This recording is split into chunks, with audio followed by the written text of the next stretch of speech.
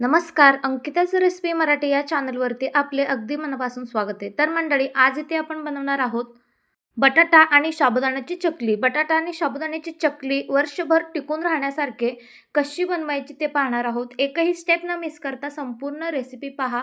Recipe आवडल्यास like, share, subscribe करा. Bell आयकॉनला क्लिक करा, जेणेकरून नवनवीन रेसिपीज आपल्यापर्यंत पोहोचतील.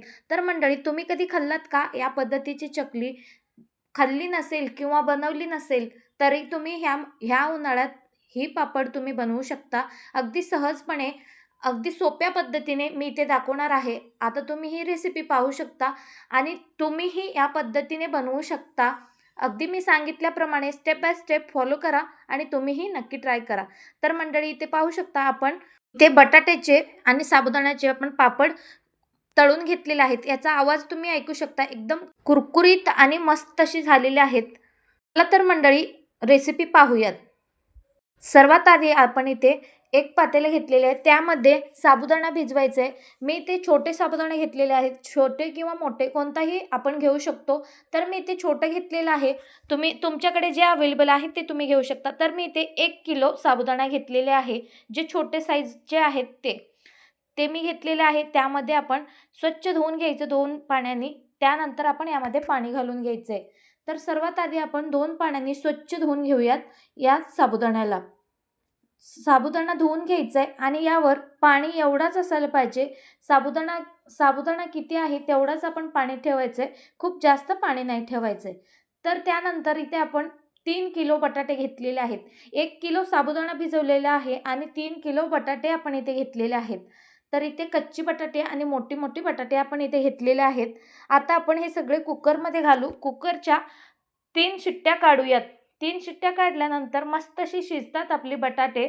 तर आपण आता बटाटे स्वच्छ धुवून घेतलेले आहेत 2 पाण्याने. ते आता आपण कुकरमध्ये घालून मस्त शिट्ट्या लावून घ्यायचे. 2 ते 3 शिट्ट्या काढून घ्यायच्या आणि मस्त याला 3 शिट्ट्या झाल्या की आपण याला किसून घेणार आहोत.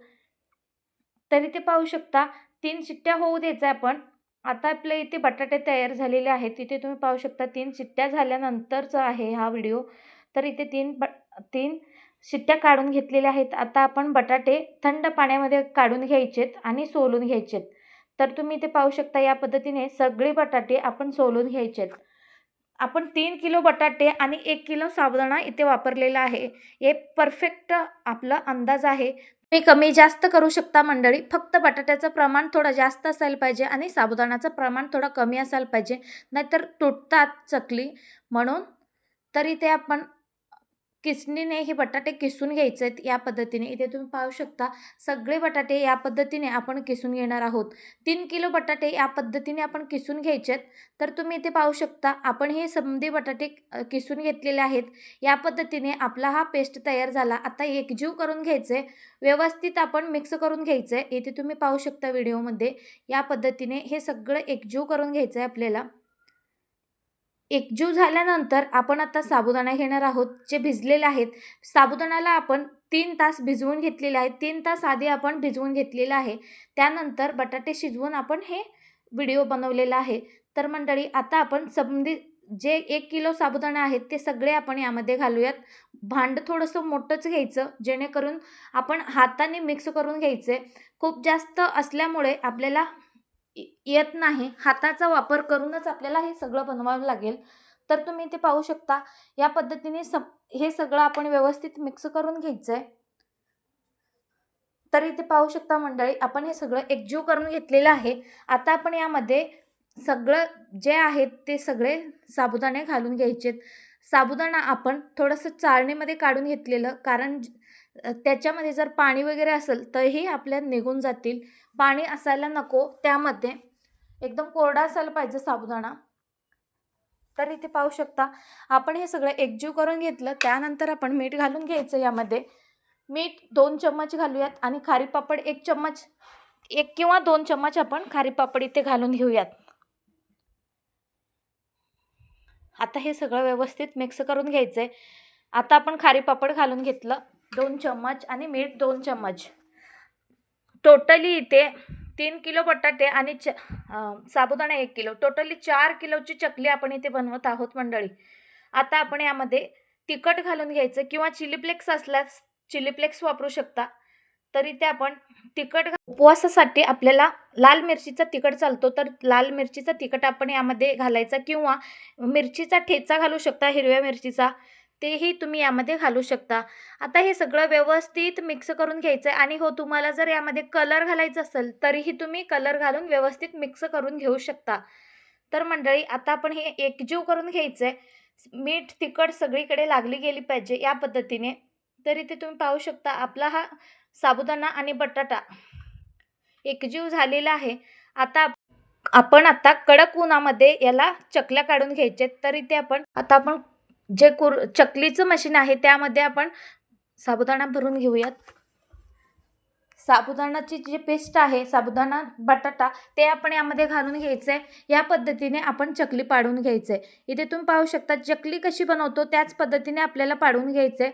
पण हे जरा पडत नाही, पटापट होत नाही, इकडे तिकडे होतात, तरीही चालेल.